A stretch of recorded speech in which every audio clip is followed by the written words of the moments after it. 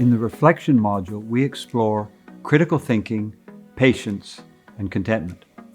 Critical thinking is more about putting a frame of reference around how you look at problems.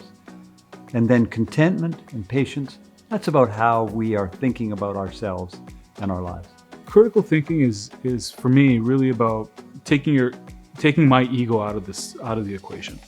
It's opening up dialogue and opportunities for people to, in a safe environment, come to the table and feel open enough to talk. As a leader in the organization, critical thinking is being open to those ideas and really listening into it with an open heart. The trait in the reflection module that resonated most was contentment. It's a hard thing to find nowadays, and we often equate contentment with financial success or certain achievements, and if I can just do this thing, I'll be happy.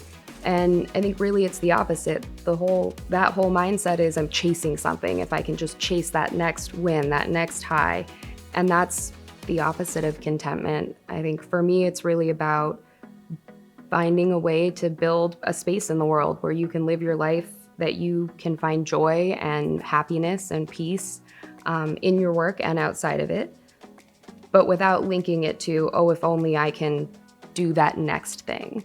Remember, this program is not just about emotional intelligence. It's not just about developing EQ for EQ's sake. It's about helping you to cultivate better relationships with others in the family and those you work with. We'd love to have you join us.